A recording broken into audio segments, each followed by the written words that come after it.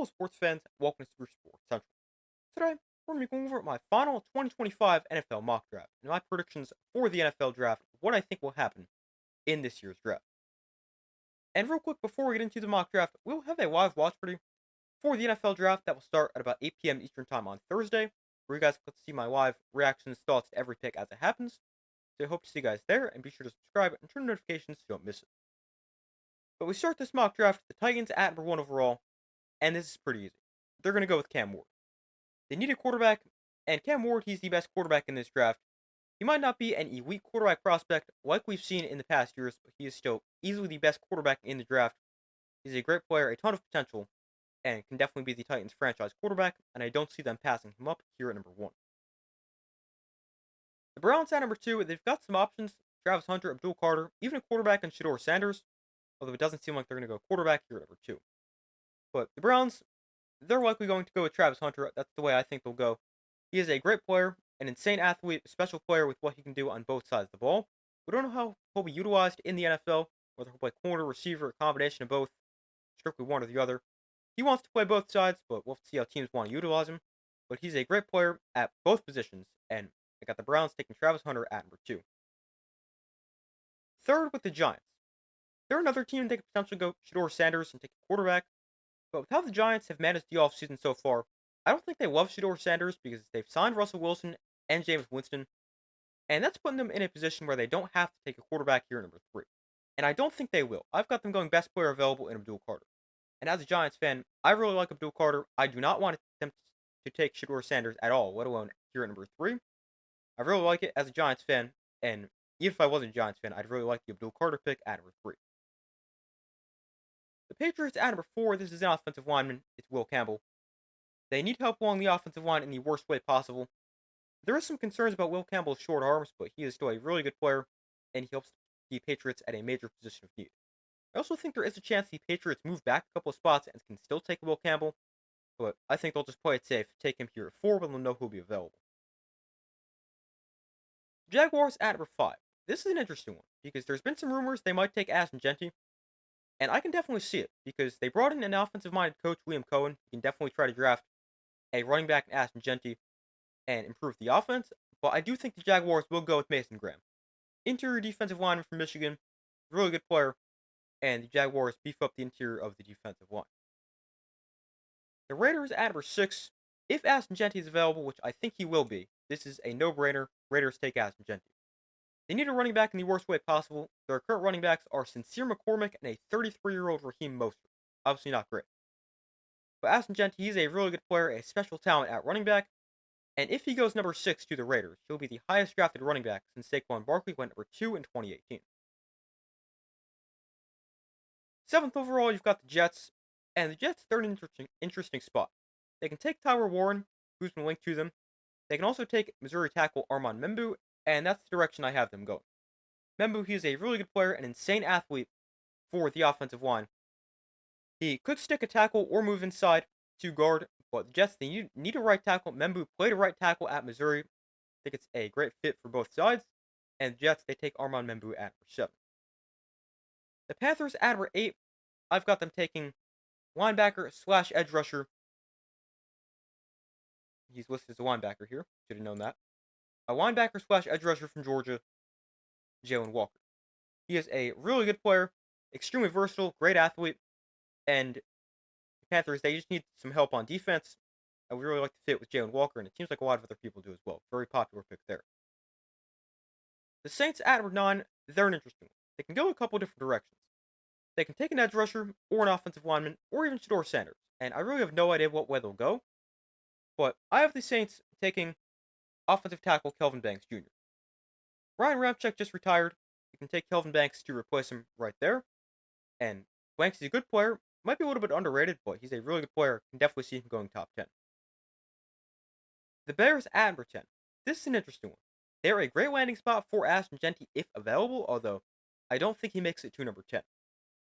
And now because Ashton Jeanty's not on the board, with how the board is played out, I really have no idea what the Bears will do here. But I have them taking edge rusher from Texas A&M, Shamar Stewart, an insane athlete, especially for his size at 6'6", 291. He gives the Bears someone to pair with Montez Sweat off the edge, and he has a ton of potential. Then the 49ers at number 11, they can go a few different directions because there's a lot of holes in this team. They can go with an offensive lineman, they can go with an edge rusher, and I've got them taking an edge rusher. I've got them taking Georgia's Mykel Williams. He is a really strong player, gives the 49ers somebody opposite Nick Bosa, can create a great edge rusher duo, and I really like Mykel Williams as a player. Great athlete, great size, really strong. And he goes to the 49ers at number 11. The Cowboys at number 12, I think this is the receiver with how the board is played out. McMillan's still here. Obviously, we've got Matthew Golden on the board as well. And I wouldn't be shocked to see if they went Matthew Golden, keep him in the state of Texas. But McMillan, he's the better player, and I think that's the way the Cowboys go here at number 12. Gets them another weapon outside of CeeDee Lamb. McMillan, he's a great player. He is 6'5", an insane catch radius, and that's the pick for the Cowboys at number 12. The Dolphins at 13 are in an interesting spot. They can take a lineman, although the top 3 linemen are all currently off the board, and I don't think Josh Simmons is out of the question, but with the top 3 linemen off the board, I think the Dolphins might go to a different position. I think that position is corner with Jahdae Barron. Barron, a great player. Jalen Ramsey's probably going to get traded, so why not take Jahdae Barron, a really good, versatile player, great athlete, and he's got great speed, and we definitely know speed is something the Dolphins value. The Colts at number 14, this is the most obvious tight end pick ever, and it's Tyler Warren. He is the best tight end in this draft class. He is a really good pass catcher, great blocker for the tight end position, and also really good with the ball in his hands for a tight end. But I think that's a very obvious pick. If available, Tyler Warren to the Colts at 14. 15 with the Falcons, and I've got the team Mike Green. This is a pick I think I've had in every mock draft I've made so far. I really like the fit. Mike Green to the Falcons. The Falcons, they really need help rushing the passer. They had the league's worst pass rush this past season. It was practically non-existent. Mike Green had 17 sacks this past year at Marshall, led the FBS. The Falcons, they need production, especially off the edge. They get the most productive pass rusher in college, Mike Green. Really like the fit. Mike Green to the Falcons at number 15. Number 16 to the Cardinals, and this is another interesting one. I like the fit of Shamar Stewart if he's available, but in this case he's not. And I don't think the Cardinals are in a spot where they have to go edge rusher because this is a pretty deep edge class. So instead, I've got them going with a receiver in Matthew Golden from Texas. Golden ran a 4.29 40 at the combine. He is a great route runner, great playmaker on the outside, and back-to-back years, the Cardinals spent a first-round pick on a receiver. The Bengals at number 17, this pick feels like it has to be on the defensive side of the ball. Their offense is already great, but the defense needs a lot of help. They can take Will Johnson, Derek Harmon, Jahad Campbell, Walter Nolan, really anyone, but I've got them taking Derek Harmon, a defensive tackle from Oregon. He's a really good player, and he should definitely help the Bengals along the defensive line. The Seahawks at number 18, this is another pick that seems fairly obvious with the position, and that is going to be offensive line. Tyler Booker is the pick here for the Seahawks. He is played guard at Alabama. He's going to stay there in the NFL. A great power blocker and helps the Seahawks at a major position of need. The Buccaneers at number 19, I've got them taking Jahad Campbell out of Alabama. He is a really good athlete, and Lavonte David's not going to be around forever for the Buccaneers. Why not take Jahad Campbell, who can learn a few things from Lavonte David, and Campbell himself, he's a great player. Great athlete, good in coverage, and can play off the edge in a few sets as well. The Broncos at number 20, this feels like it's going to be an offensive playmaker. Could be a receiver like Luther Burden or Emeka Egbuka, but this also feels like a very likely spot for a second running back in the first round, and that's the way I think they'll go. Omarion Hampton, out of North Carolina, will be the pick. He is a really good player, can be an every down back in the NFL, and the Broncos, they've needed to find an elite running back for a while. I think they can find it here with Omarion Hampton at number 20. The Steelers at 21. They're an interesting one. It can definitely be quarterback, because Aaron Rodgers seems like he's going to be a Steeler, but still hasn't made a decision, and at this rate, who knows if he ever will. But Rodgers, he's also going to be 41. So even if he signs with the Steelers, he's not going to be around forever. And that's why I think the pick here for the Steelers will be Shedeur Sanders. I'm not the biggest Shedeur Sanders fan, but he is still a good player. I think this is the range where he should go. I don't think he's a top 10 pick. I think he should go between probably 20 and 30. But if I'm the Steelers, I'd be comfortable taking him at 21. I wouldn't feel like I'm reaching for a quarterback. And he's still a good player. I know he's various opinions than Shedeur Sanders. I don't think he's elite, but I think he's a good player. It can definitely be good for the Steelers at number 21. The Chargers at number 22 need a receiver in the worst way possible, but I don't think they're going to do it. Instead, I've got them going Michigan tight end Colston Loveland. Very Jim Harbaugh pick, reunites him with Colston Loveland as two were together at Michigan. And Tyler Warren gets a lot of hype for being a great tight end prospect, but Colston Loveland, he's a really good tight end as well. And I've got the Chargers taking him here at number 22. The Packers at 23. So they're not taking a receiver here because they never draft receivers in the first round. But they could go a few different directions. Will Johnson, Nick Scorton, some other players. Really have no idea who the Packers will go with here. But I've got them taking Nick Scorton out of Texas A&M. He is a good player. Didn't have the best year this past year, but was great with Purdue in 2023.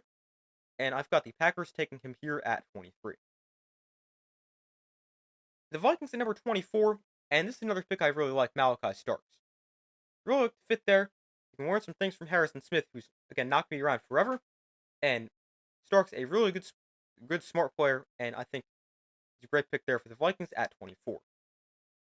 The Texans here at 25, this is an offensive lineman, and Josh Simmons.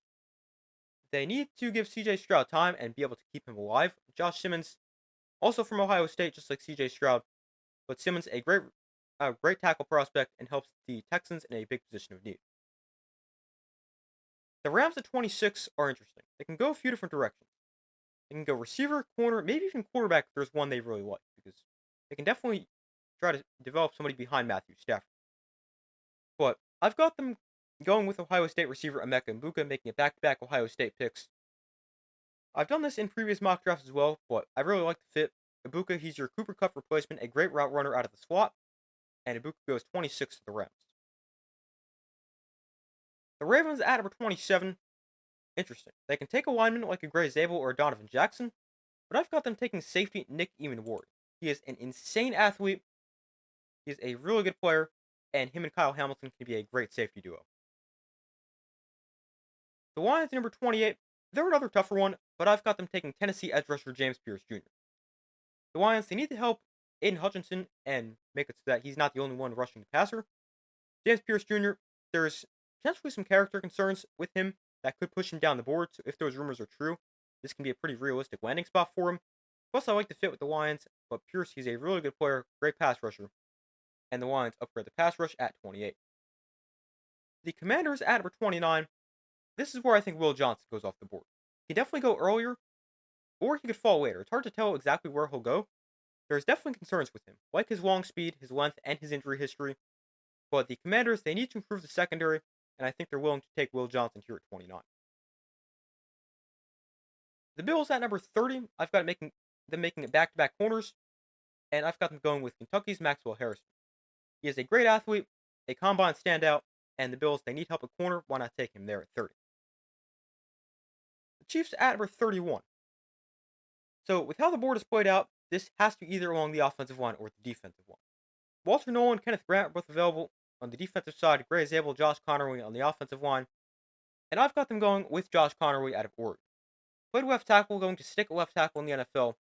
The Chiefs, they did sign Jalen Moore at left tackle in free agency, but I don't really think he's their long-term answer. The Chiefs could think differently, but I think they should go Connerly. Not super confident that's the way it will play out, but that's the way I've got it going. And I've got the Chiefs taking a tackle at number 31. And the Eagles at number 32, the final pick of the first round. Probably defensive line here for the Eagles. They've got their options, Kenneth Grant, Walter Nolan, Donovan Ezeraku. Lots of different options, but I've got them taking Walter Nolan from Ole Miss. Nolan, a really good player. He had a really good year with Ole Miss. The Eagles, they lost a few players along the defensive line from their Super Bowl team. So why not? I'll take Walter Nolan here at number 32. I definitely think it's possible we see some quarterbacks go. Maybe somebody trades into the back end of the first round and makes a trade with one of these teams like the Vikings, who might be wanting to acquire more picks because they only have 4. Maybe the Rams make a move, somebody like that. If somebody wants to jump in to take Jackson Dart, or even a Jalen Milroe, although I definitely think the first round is way too early for him, although teams might like him with his potential, with his athleticism and arm strength. But that is what I think the first round will look like. Definitely some players that I like that weren't able to go in the first round, like a Luther Burden or Jackson Dart. I think I'm higher on him than most people are. But that's what I think the first round of the 2025 NFL Draft will look like. That's all for this video. Thank you guys for watching. Be sure to like this video, subscribe, turn notifications I do my best to post as often as possible, and I will see you in the next video.